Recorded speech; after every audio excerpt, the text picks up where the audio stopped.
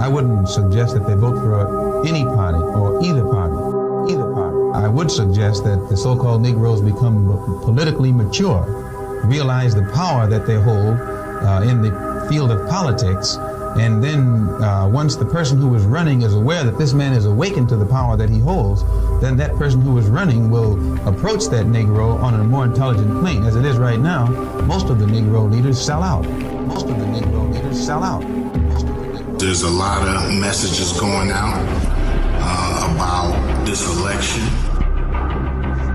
First and foremost, anybody telling you that you gotta vote, that it's your duty, that you have to exercise the right, and that people die for you to vote. For one, people did die, but nobody walked out their house to go die for you to vote. They were killed by probably some racists that don't want to see us get anything. Well, I'm saying that to say this. Be skeptical of anybody telling you to vote and not telling you to ask for anything, or to tell you to just vote and not to get anything for your vote. That's not how it works. That's not the process. You don't vote just to vote. You vote because you're getting something, or your community is getting something. So everybody that's telling you that, man, look at them and say, what are you getting? Because people that just want you to vote and not ask for nothing, people that's in power that want you to vote but don't want you to get anything, or not asking for you to get anything economically, they suspect. Straight up. Because a lot of people been in place for a long time and we ain't got shit. That shit gonna end. That shit gonna end. We gonna get what we supposed to get. Period. Period. Period.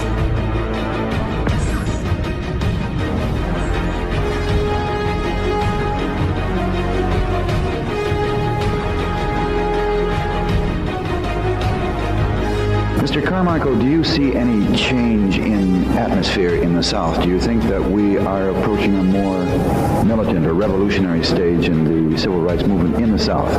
Yes, I certainly think so. I think we're moving now into a political arena.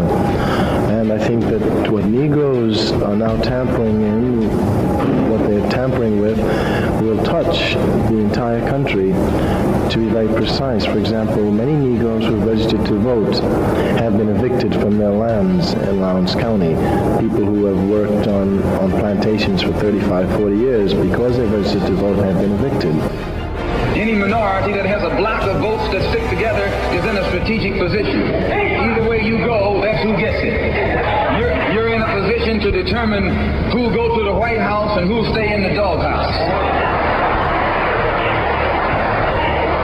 You're the one who has that power. You can keep Johnson in Washington, D.C., or you can send him back to his Texas cotton patch.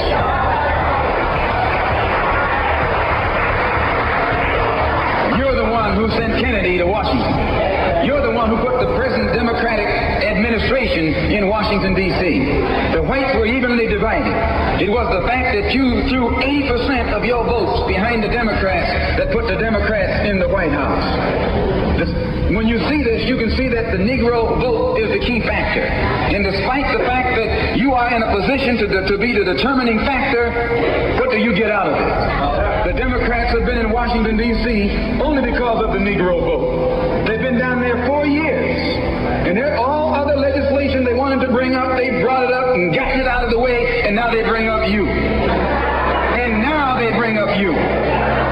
You put them first and they put you last. Because you're a chump.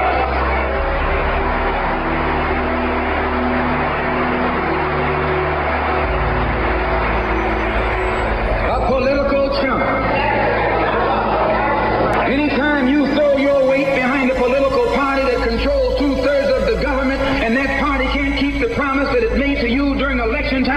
and you are dumb enough to walk around continuing to identify yourself with that party, you're not only a chump, but you're a traitor to your race.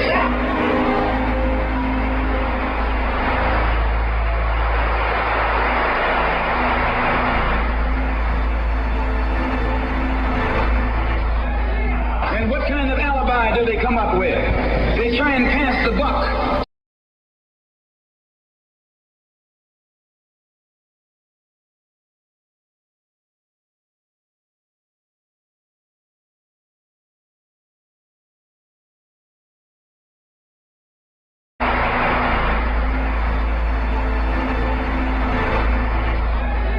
And what kind of alibi do they come up with? They try and pass the buck to the Dixiecrats.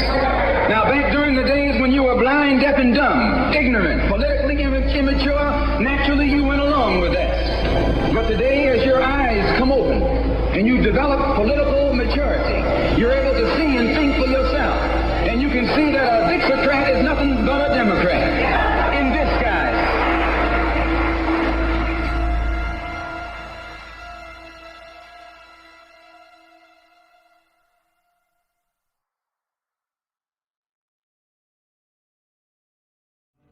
OCO, everyone. This is a very interesting time indeed that we are experiencing firsthand, with all of these distractions flooding the airwaves of frequencies that millions of people have since become accustomed to having, based solely on the pains of needing convenience, and or maybe those strangers selling their illusions of providing you a peace of mind, some way, somehow. And how convenient is it that we are approaching the time for people to allegedly participate with voting in the next president of the United States? And I say allegedly, not because of the damn gimmick. It's based on the fact that transparency within and throughout the voting system itself is non-existent. I mean, do you really know for sure, or are you assuming what you believe may happen after you cast in your vote? Some people's reactions are allowing themselves to believe in something unforeseen, as if it's actual reality based on common knowledge. In this sense, the word common is used to represent an equal agreement between parties on uncontested grounds. So this means that common knowledge serves as indoctrinated information agreed upon by complete strangers, being as though common knowledge is blindly accepted by many as the norm, without challenging its accuracy or validity on whether or not it has any truth to stand on. So, since the word know is in knowledge and the word lie is in belief, why is it not considered common knowledge to know for sure about something versus believing that it could make sense? Like, for example, some of you may recall hearing the phrase 400 years of slavery at some point during this year, or maybe last year, or maybe 5 years ago, or maybe even 50 years ago. And did you notice how that 400 number has never changed? Let's get into the inner workings and the meaning of this. Let's get into the inner workings and the meaning of a black revolution and why black people have a right to take what's theirs. You can read the platform in the program. It's a basic program. And it simply says exactly what black people have been crying for 400 years. 400 years. 400 years. Maybe you chose to believe the 400 years of slavery story starts during the year 1492 and reoccurring up until the year 1865 when slavery was allegedly abolished. But that equates to just 373 years. Now, let's say that you'll start that 400 years of slavery number during the year 1619, when the first so-called Negro slaves arrived in Jamestown, Virginia. But if you stopped at 1865, that would equate to just 246 years. In fact, America's Declaration of Independence was approaching its 90th anniversary at that time. So this means that the American government as we know it is literally only 244 years old as of right now, being the year 2020. Unless these anonymous writers of these glorified fairy tales that you call history were referring to the year 2019 from the year 1619. Then you would notice why that 400 number hasn't changed since you became aware of that negative affirmation in the first place. This is why it is important to be cognizant of the difference between believing and knowing. Ever since we began to see people like Martin Luther King and Malcolm X appearing on national media stations and television programs alike, protesting and campaigning for many call to action purposes, you would see those same tactics utilized today, but in a much more provocative sense. And here's what I mean by that. Protesting and marching and the consistent need to vote for a political representative was assembled and heavily campaigned by both parties of the political spectrum. And the copper-colored people were manipulated into believing that their vote will count towards something positive for their own benefit, and things will be changed for the better good for their community's sake. But that promise has been made over and over and over again. And look at what happens. You see how your voice doesn't count when it comes to yelling for justice, right? Now just ask yourself, why would you believe that your vote counts as if it'll actually change anything for the better? Think history isn't telling you otherwise? Now, we can recall learning in school about how our ancestors were not allowed the right to vote until the passing of the 15th Amendment, which was ratified February 3rd, 1870. And according to the National Archives and Records Administration, on pages 61 and 62 of the Milestone documents of 1995, the so-called Negroes, quote, exercised the franchise and held office in many southern states through the 1880s. But in the early 1890s, steps were taken to ensure subsequent white supremacy. Literacy tests for the vote, grandfather clauses, excluding from the franchise all whose ancestors had not voted in the 1860s, and other devices to disenfranchise African Americans were written into the constitutions of former Confederate states. End quote. I would like for you to note this portion of the quote where it says, exercised the franchise and held office in many southern states. Because this is how you know that our ancestors were prospering as capitalists in this society during this time period, being as though they were able to run businesses, create franchises, hold elections, and office as a franchisor. Each business can elect one who is chosen, or they may select one who is handpicked to take an office or employment, meaning that the business can either elect or select its president, vice president, secretary, or treasurer, just to name a few things as an example.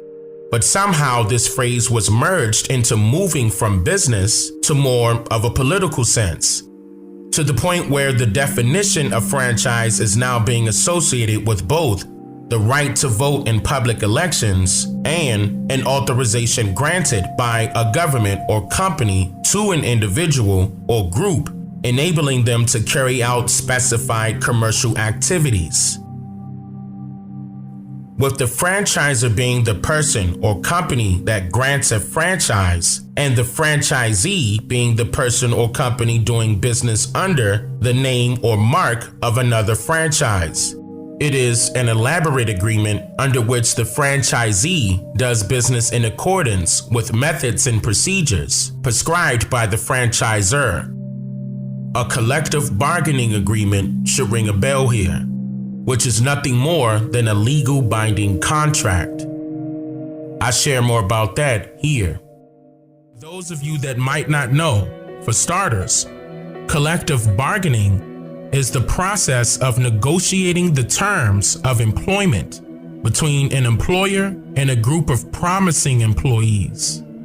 A collective bargaining agreement is a formally written, legally enforceable contract that could be valid up until any written specified time period between the owner or equivalent decision makers of an organization and its employees represented by an independent trade union. Sounding familiar at all to you yet? Let's take things a step further. Listen closely. According to the 1828 Webster's English Language Dictionary, the noun bargain is defined as, quote, an agreement between parties concerning the sale of property, or a contract by which one party binds himself to transfer the right to some property for a consideration, and the other party binds himself to receive the property and pay the consideration, end quote.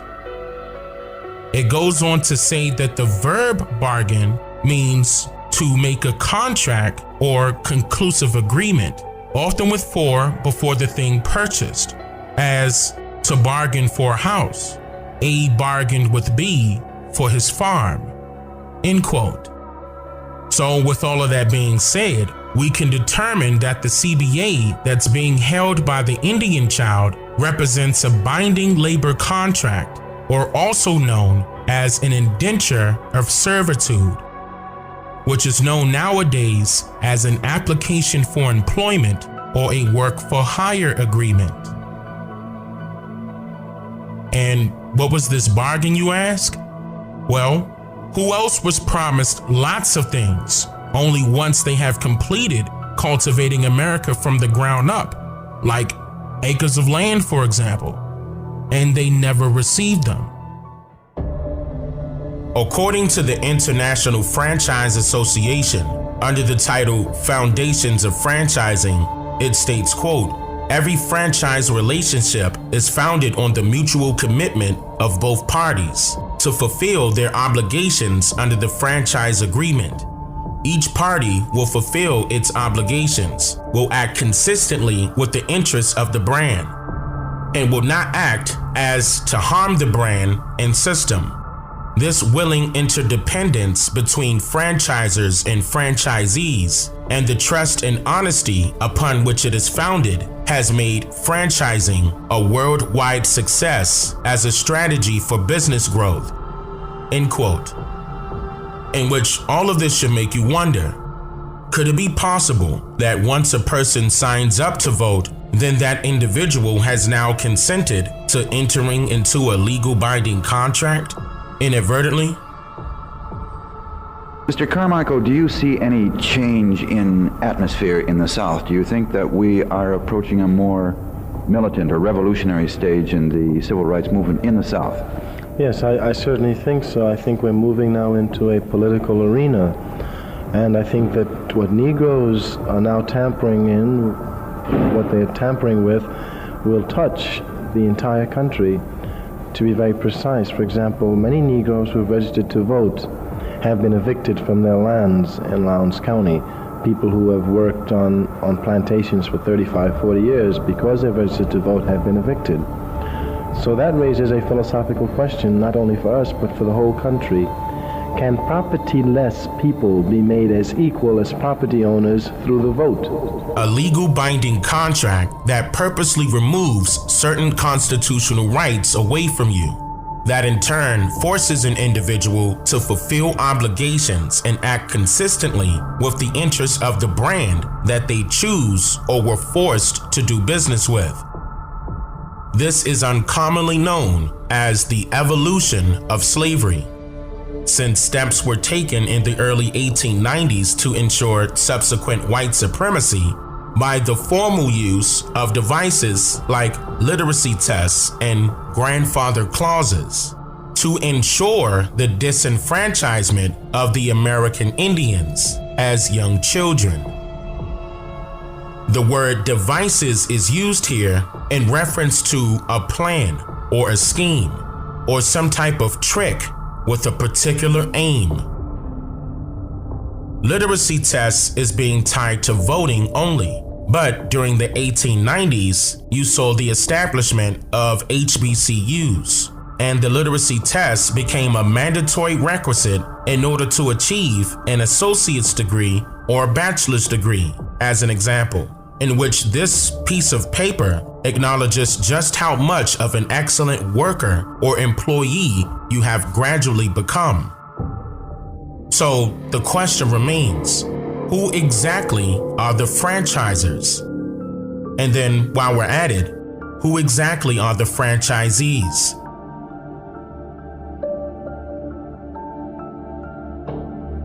Looking back at it all now, you may recall noticing that during each presidential election, from Abraham Lincoln and beyond, substantial amounts of precedents will arise, conveniently aligning with the time period given to cast your votes in for the next president.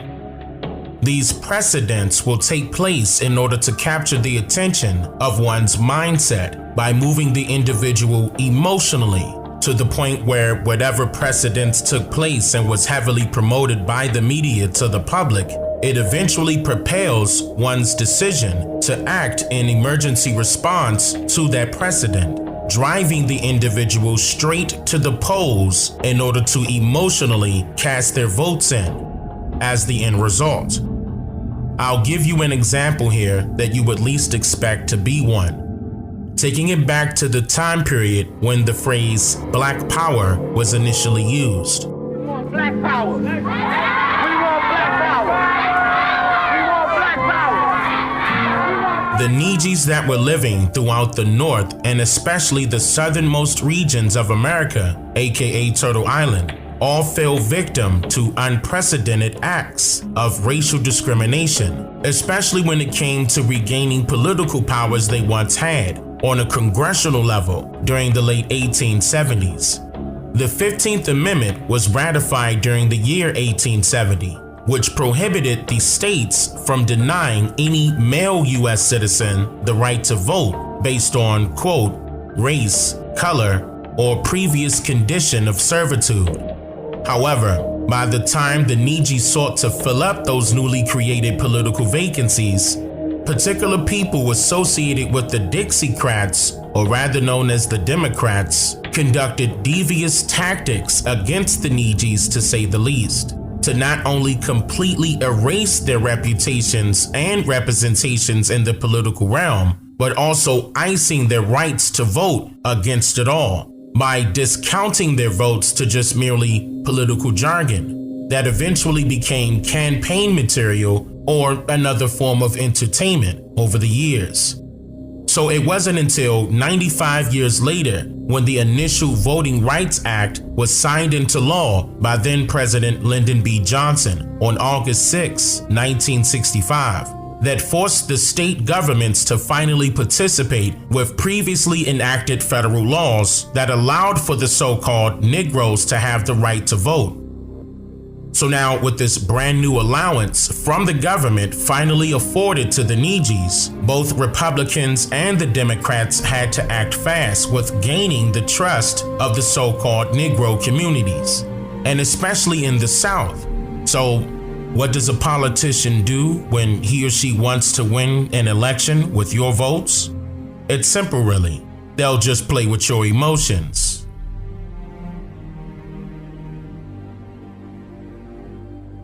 James Howard Meredith was the name used for a second time in American history to steer one's emotions into a false sense of needing some type of political emergency relief. The first time, then 29-year-old James Meredith was instructed by someone to attempt to desegregate the University of Mississippi by attending as a student during the year 1962. It was said to have led to a race riot, causing 2 unnamed deaths and some 160 U.S. Marshals and 40 National Guardsmen were wounded somehow. But with multiple race riots occurring throughout this time period already, this particular precedent was regarded as, quote, a pivotal moment in history of civil rights in the U.S. by the Department of Justice Project.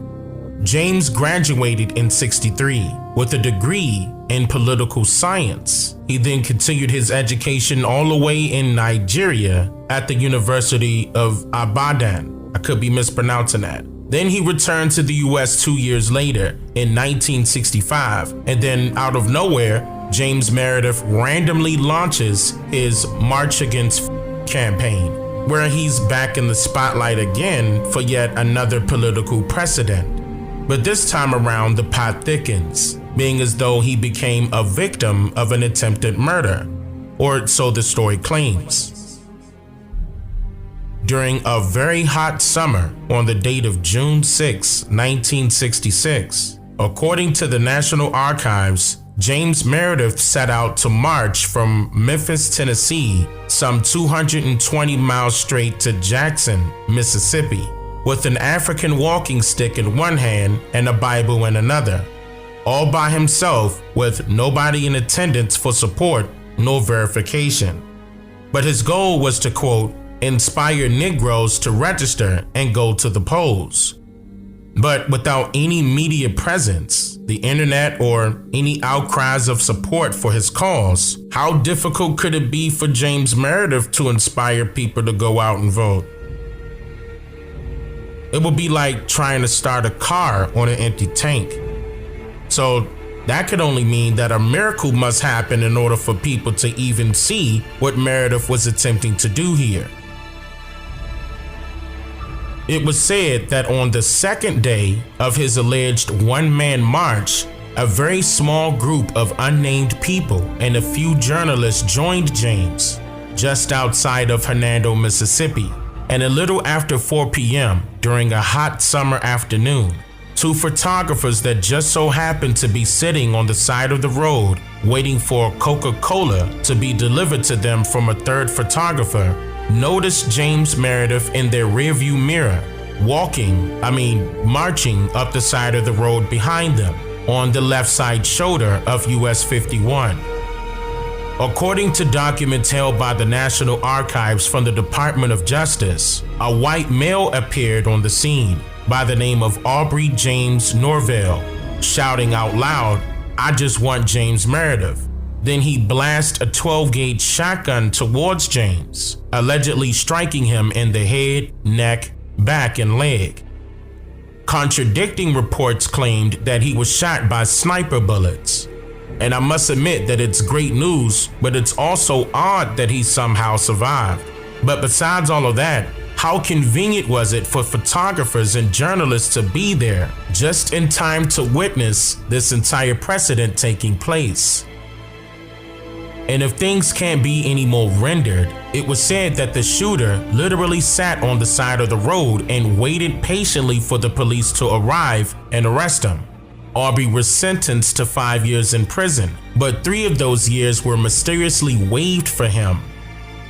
And with all of that being said, the miracle was achieved. Visual messages of James Meredith's scene, quote, ran in nearly every newspaper and magazine across the country. In one photo, Meredith screams out in pain from the blast of shotgun pellets torn into his back and head as he crawls across the highway, according to the Clarion Ledger. This exposes that the civil rights movement depended strictly on visual images for political effectiveness, which came with many pros and cons. And here's what I mean by that. In the book entitled For All the World to See, Visual Culture and the Struggle for Civil Rights, author Maurice Berger writes, quote, "It was not just through political or legal writing, but also through compelling images that the civil rights movement altered perception about race and thus advanced the case of Black legitimacy within white America. Photographs of the brutality, intensity, and exigency of Black Americans' struggle for racial equality appeared in great numbers in newspapers and magazines in the 1960s. The golden age of visual media in the country. White America could no longer ignore the ugliness of what was taking place. By placing the question of civil rights front and center, the mainstream press, intentionally or otherwise, forged a path through which this imagery could enter the minds and hearts of many Americans. End quote. Republican Senator Jacob Jarvis of New York said, "I know of nothing which has more keened the American people to the moral implications of the struggle for civil rights than the photographs which the American press and magazines have shown of actual events on the Southern Front. Political activism in the South led to political action in Washington." The three photographers that were on the scene were Vernon Merritt III, who was freelancing for Life magazine, veteran wire service photographers Jack Thornell and Sammy Parrish of United Press International and the Associated Press, along with news media reporter Tom Jarrell and cameraman Chuck Ferris of ABC News were all in attendance. All of this media coverage was conveniently present for Meredith's one-man march to be presented to the public as breaking news, all just to stroke your emotions to make you register and vote.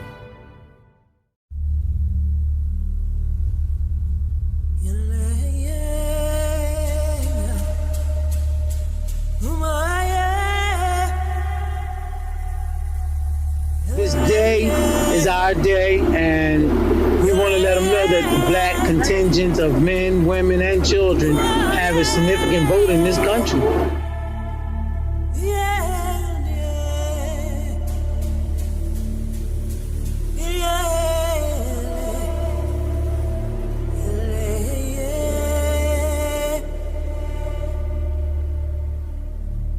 And what you are unable to accept is this. You always call it a minority problem. And it's true that black or non-white people are minority in any European capital. But we are not a minority in the world. You are the minority. And that's what you cannot face. All you really have, after all, are space shuttles, banks, and weapons. What you don't have anymore is me. Is me.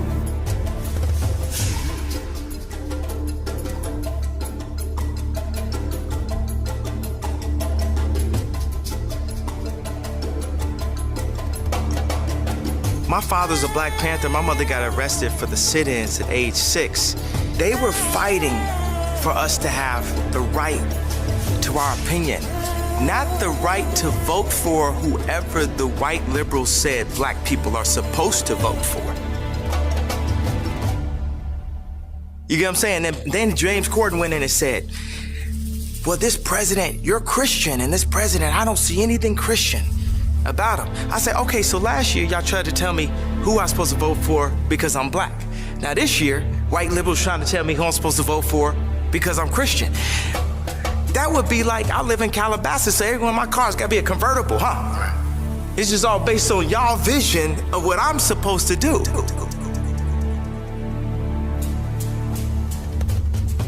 What is it you wanted me to reconcile myself to? I was born here almost 60 years ago. I'm not gonna live another 60 years. You always told me it takes time. It's taken my father's time, my mother's time, my uncle's time, my brother's and my sister's time, my nieces and my nephew's time. How much time do you want? For your progress. For your progress. For your progress.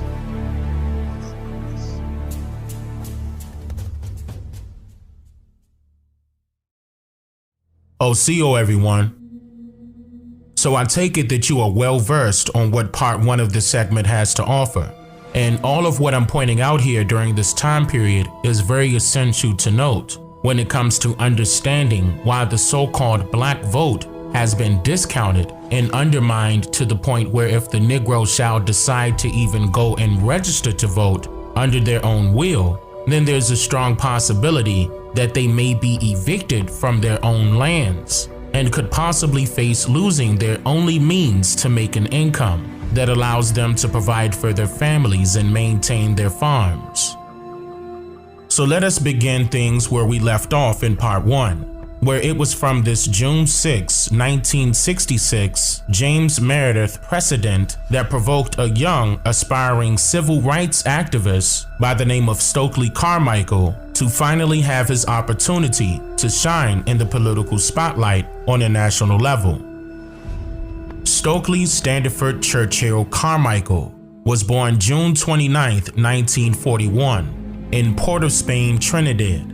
Then he immigrated to the US in 1952 at the age of 11, where he briefly resided in Harlem, New York with both of his parents until they moved to Van Ness in East Bronx, New York, which was predominantly an Italian and Jewish immigrant neighborhood at that time. What is very important to note here is that Stokely Carmichael was a member of the Morris Park Dukes gang in East Bronx, New York, in which he was the only person of color accepted into this organized crime-related street gang. Keep in mind that this was at a time period where you may believe that racism ran rapid throughout America, and so-called whites would be furiously opposed to working with so-called blacks in collaboration efforts. However, truthful history continues to prove otherwise. Many people that shared various shades of the color brown in skin complexion did not share the same life experiences as some others may have in most southern and northern states of America. And like millions of others, Stokely was one of those children. And we can all agree that racism is not something that you are born with. Racism has to be taught to an individual. So, without a doubt, now you know that it works both ways. In fact, it wasn't until Stokely's very first year of attending Howard University as a student in 1961 that he became aware of segregation and racial discrimination, sparking his interest in studying the already active civil rights movement with a few of his fellow classmates, undergoing discovery of all tricks of the trade. Stokely eventually joined the Nonviolence Action Group, which was the Howard campus affiliate of the Student Nonviolent Coordinating Committee, or SNCC for short, where he studied under the guise of various other students of particular colleges and universities, like Diane Nash, for example, who also didn't experience racism during her childhood until she later became a college student.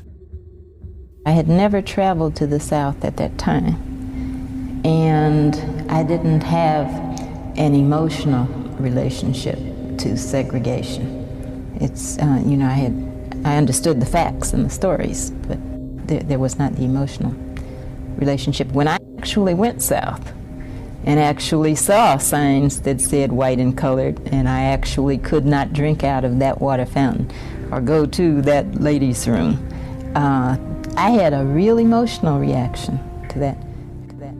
Diane Nash is one of the co-founders of SNCC, and she was also involved in the field operations of the Southern Christian Leadership Conference, whereas Dr. Martin Luther King Jr. was its president, and also one of the prominent leading influencers of the civil rights movement already underway. A then 21-year-old Stokely Carmichael grew to have a different approach to tackling various politically driven issues of concern, in which many of these ways were looked down upon by his fellow colleagues who disagreed with disengaging from being moral supporters of nonviolence and loyalists to Dr. King. The Student Nonviolent Coordinating Committee was founded by a few young college students, like then 22-year-old Diane Nash of Howard University, and then 25-year-old Charles Frederick McDough of South Carolina State University, joining with then 57-year-old Ella Josephine Baker of Shaw University, just to name a few, in April of the year 1960. Together, they all nominated then 24-year-old Marion Berry of Fisk University to become the committee's very first chairman. And then the very next year, Berry was replaced by Charles McDough himself in 1961. And McDough held the chairman position until stepping down 2 years later And then 23-year-old John Robert Lewis was elected chairman of SNCC in 1963. Now, by this time period, members of SNCC found themselves becoming victims of their own demise when it came to firm mutual agreements on various causes of some high-profile concerns within their own student committees.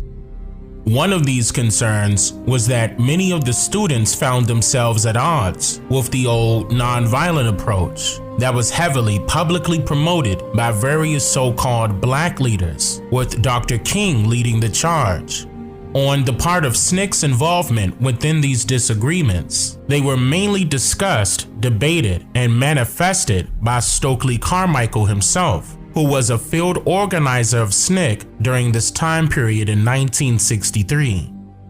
In 1964, John Lewis was then forcefully removed as the chairman of SNCC due to Stokely Carmichael and his direct peers' disagreement with practicing nonviolence rather than self-defense, and the fact that John Lewis was too close of a friend to Dr. Martin Luther King Jr. So, the majority of SNCC members decided that Lewis should turn his back against Dr. King and his agenda.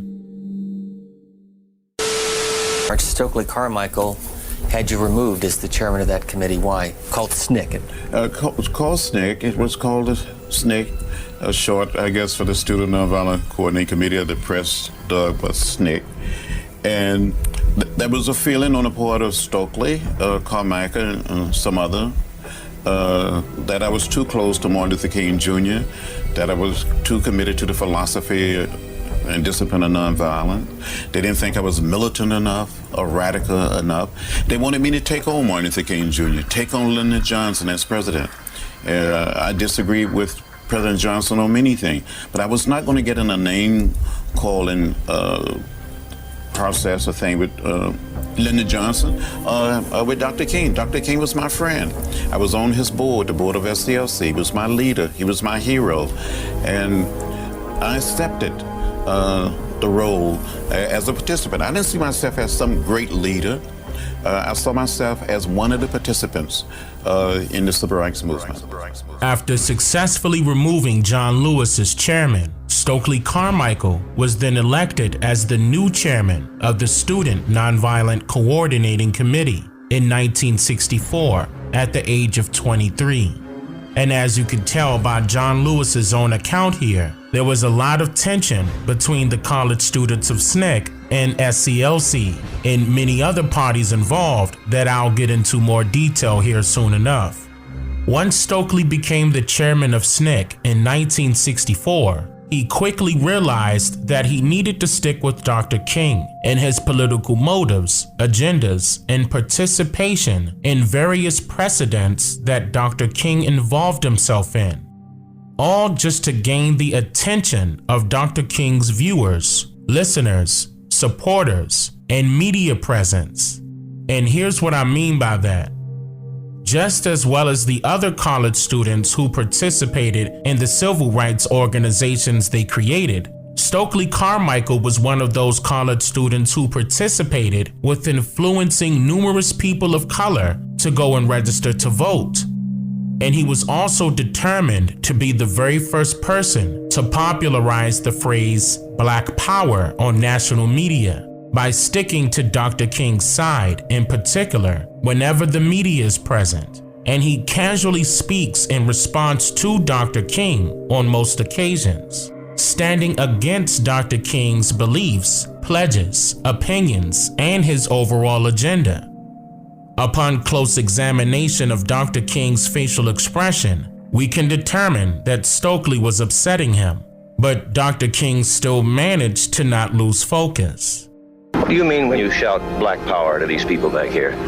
I mean that they are oppressed because they are black, and their rallying cry must be Black Power, so that they can use that to ensure justice for themselves. I feel that while believing firmly that power is necessary, that it would be difficult for me to use the phrase Black Power because of the connotative meaning that it has for many people, and the feeling that this may represent a desire to rise from a position of disadvantage to one of advantage, thereby subverting justice. It's important to understand the transition with SNCC.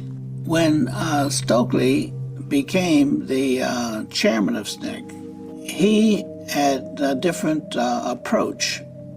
He'd not been trained in nonviolence, and he believed in self-defense. And he was somewhat influenced by, Malcolm X, who talked about that, and also Adam Clayton Powell.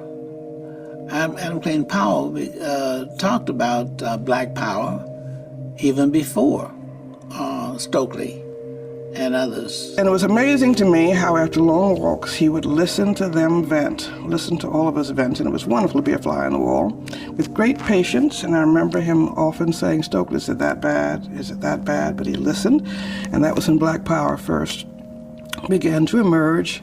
And I will never forget Dr. King's face when in Greenwood we had a rally, and Willie Ricks got up and started saying Black Power. He looked like the most stricken man, but that was the first real breach in the nonviolence commitment. Mississippi of 1964. Stokely spoke at various student-filled meetings and began soliciting door-to-door within particular neighborhoods of counties heavily populated by low-income residents of Mississippi. So now the question then becomes, to go and vote for what? And to go and vote for who?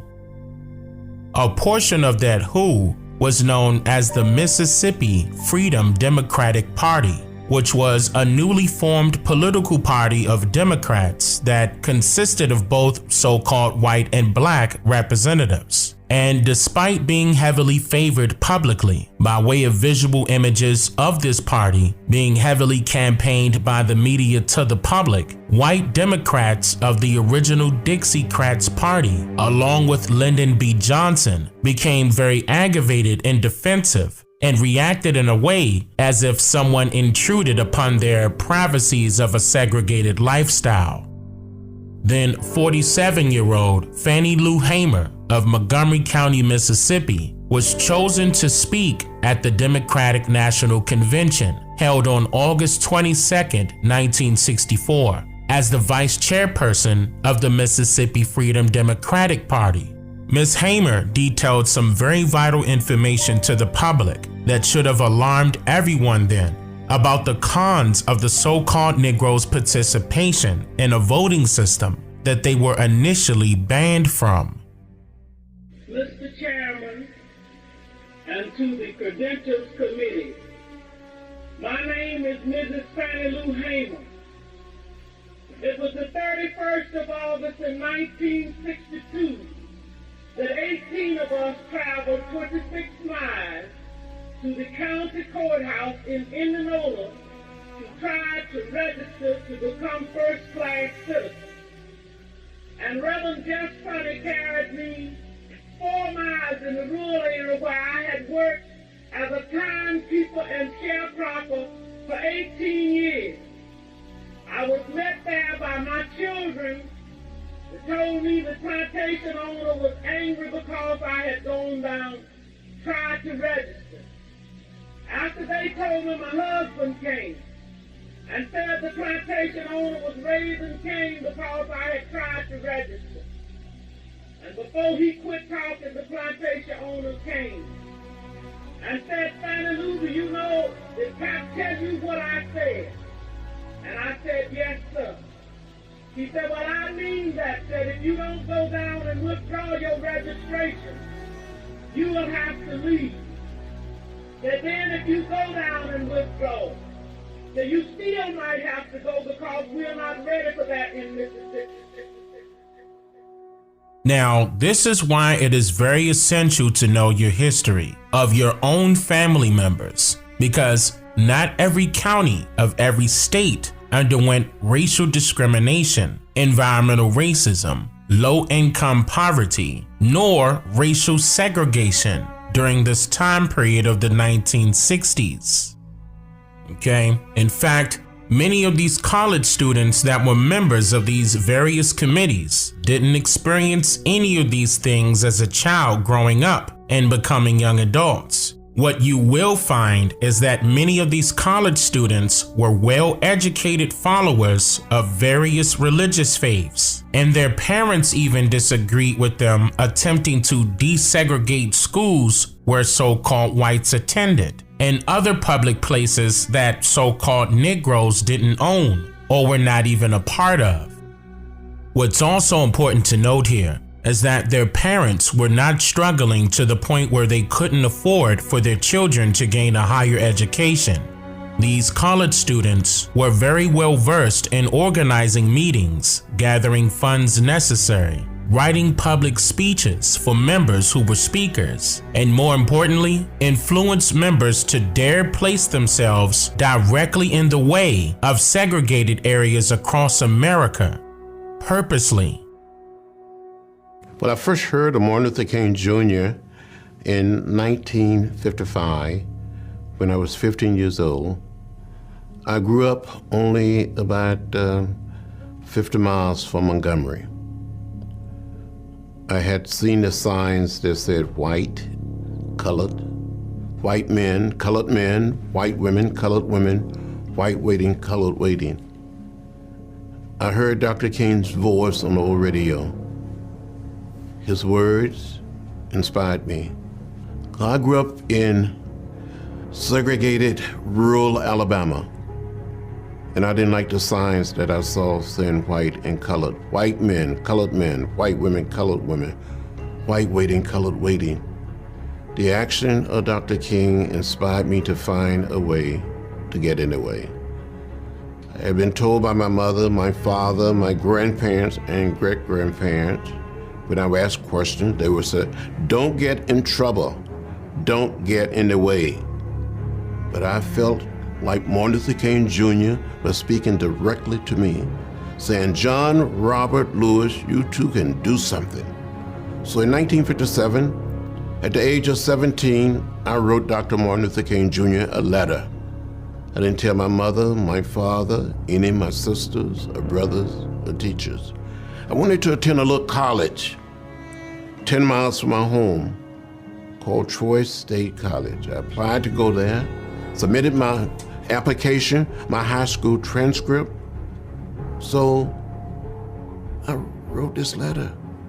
Dr. King wrote me back and sent me a round-trip Greyhound bus ticket and invited me to come to Montgomery to meet with him. So in September 1957, I boarded a bus. I traveled from Troy, Alabama, rural Alabama, past Montgomery to Nashville to go to school. An uncle of mine gave me a $100 bill, more money than I ever had, gave me a Foot Locker, put everything that I own, my few books, my few clothing in that Foot Locker, and took a Greyhound bus to Nashville. And while I was there studying, Rosa Parks came to speak at Fisk University, and I heard her. I met her. And Dr. King later heard through one of my teachers that I was in Nashville studying.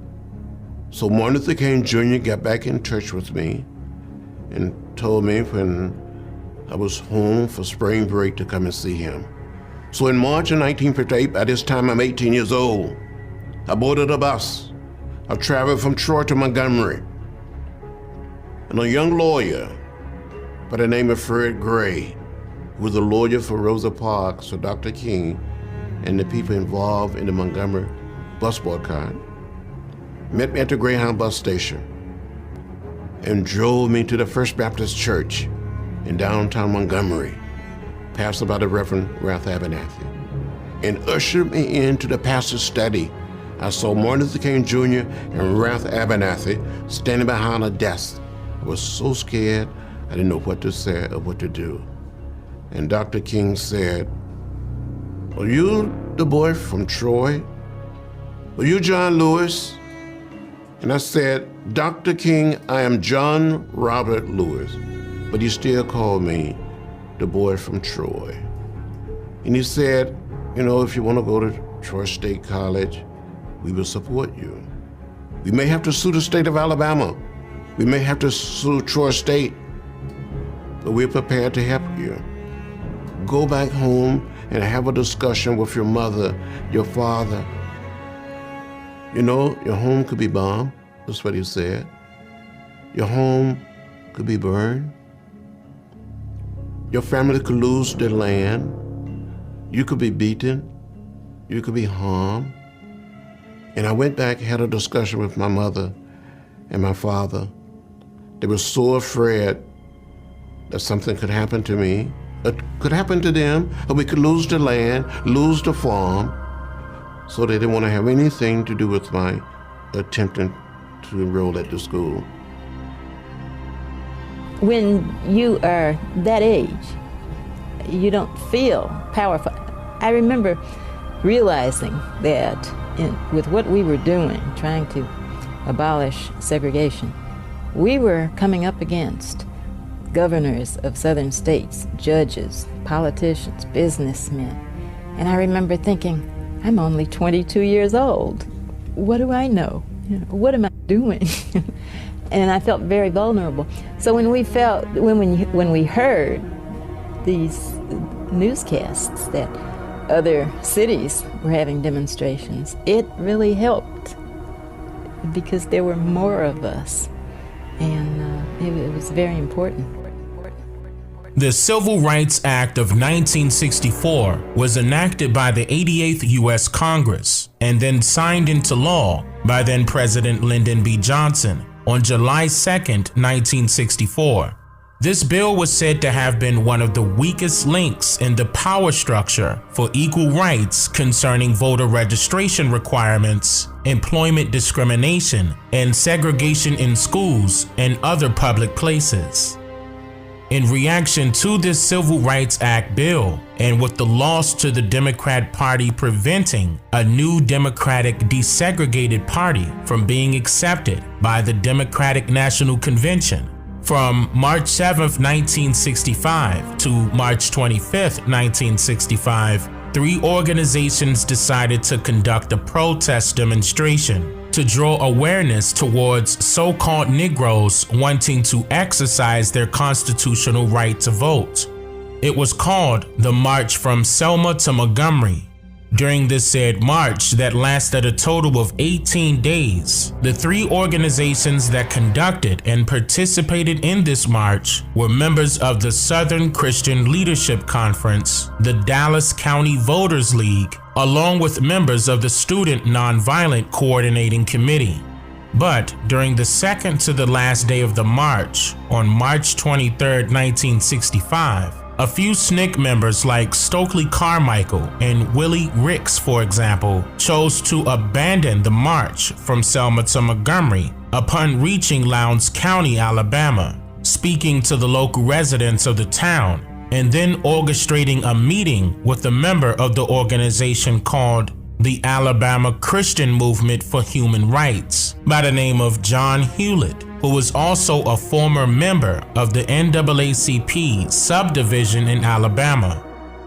Stokely Carmichael, John Hewlett, William Ricks, and other SNCC members created a brand new independent political party known as the Black Panther Party in March of 1965. Not to be confused with Huey P. Newton and Bobby Seale's Black Panther Party that was adopted a year or 2 later by SNCC. This initial Black Panther Party was officially known as the Lowndes County Freedom Organization, or the LCFO for short. So, during the James Meredith precedent, Stokely Carmichael and William Ricks and other members of SNCC and the Black Panther Party were met face to face with the golden opportunity of a lifetime, which was to be able to finally flip the narrative from Dr. King's nonviolent approach with Freedom Now to Stokely Carmichael's borrowed slogan, Black Power.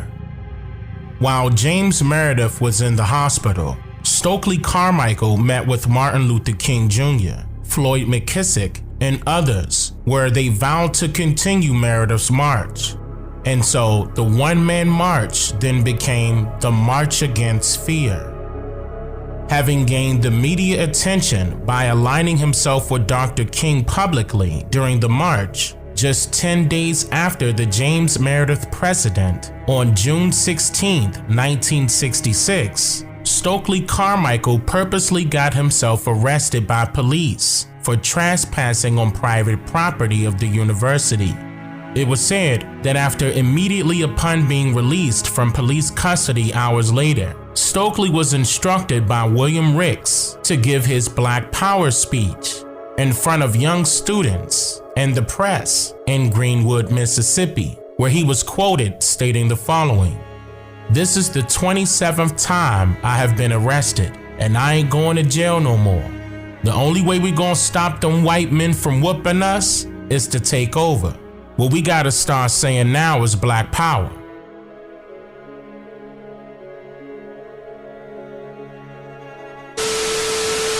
To use the term Black Power, SNCC had already decided this before the march. That must be properly understood. We decided to use the march for an education purpose. Number one, we wanted to push strongly our struggle against the war in Vietnam. So if people look clearly at the Meredith March, you will see anti-Vietnam propping up here. King wasn't using it then, but you will see this is one of the areas where we started to hit him with it seriously. Our march was to put strong nationalism in, to have direct leadership from us, and of course, to throw out Black Power for the mass of the people.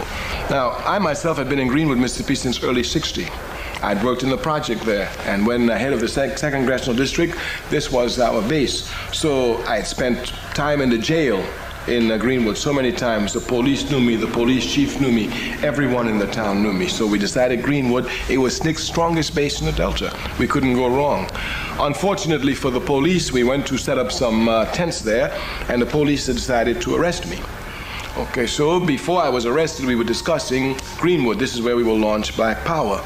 So when I got arrested, Ricks was on the side there when the police said, "Let them arrest you. We'll get you out of jail and you come out and make the speech tonight." And he disappeared. Well, you know how Ricks speaks. So anyway, I went to jail.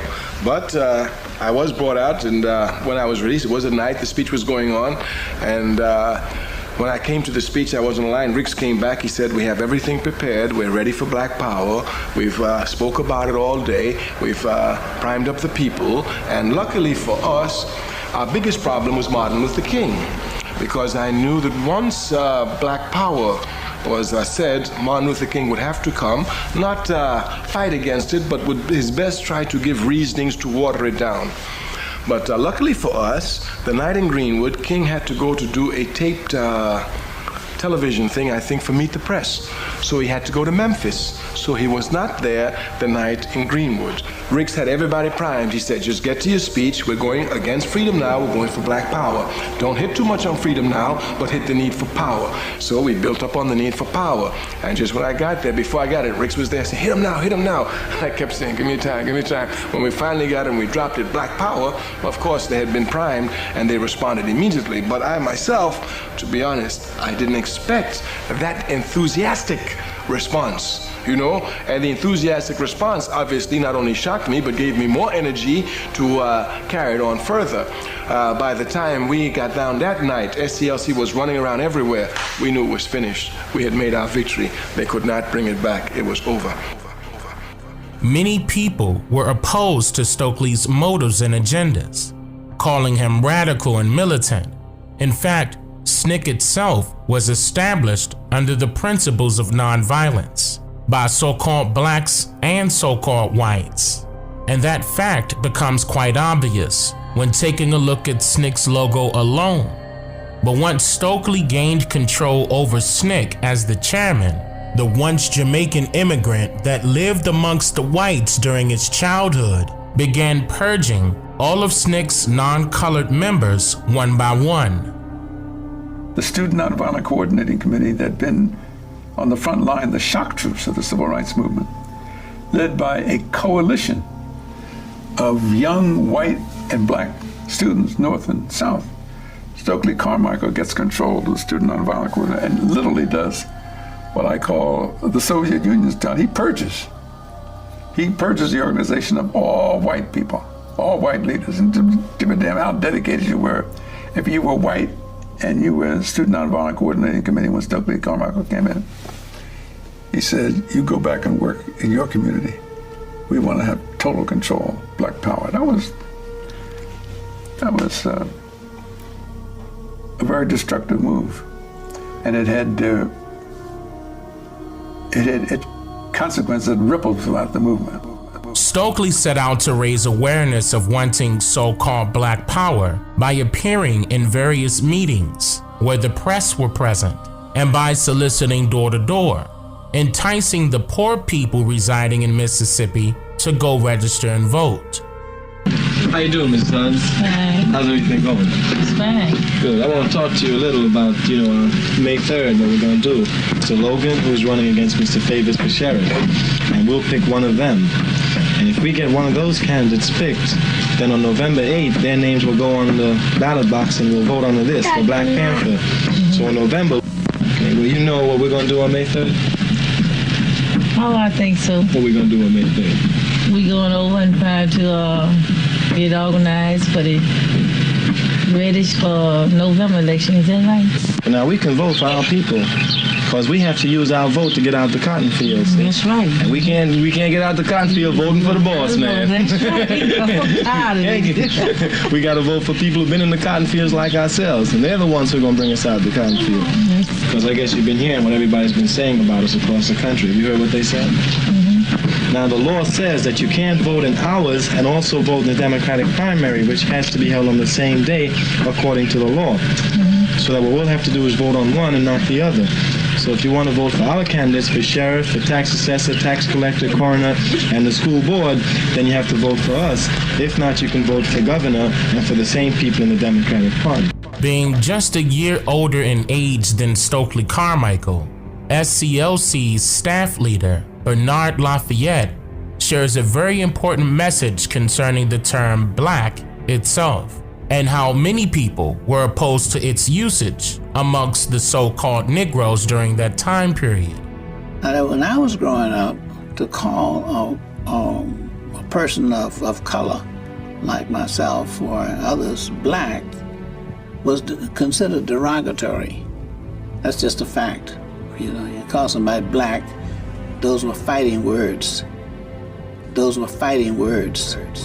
So what was going on here was that the college students were manipulated by Stokely Carmichael and many of his closest colleagues to believe that the use of the term Black is highlighting their group of people by way of their skin complexions, inadvertently grouping themselves into a mental status structure that not only bears negative connotation, but more importantly, it also makes them null and void or non-existent when it comes to law of the American government.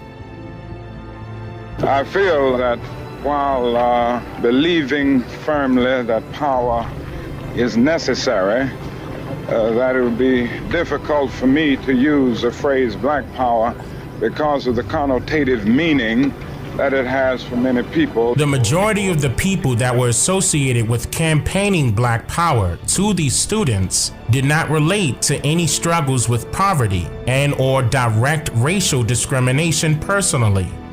So this exposes why someone needed to negate Dr. King's Freedom Now movement and transition the public's attention to a Black Power campaign, revealing that the campaign's method was politically used for the purpose to mentally and emotionally target only the Neejies of Turtle Island for self-degradation and self-condemnation, which makes things even deeper. Because we can now determine without a doubt that Stokely and his fellow colleagues were set to breach the Neeji civil rights movement that was currently underway, steering the main attention away from unity, human rights, and nonviolence.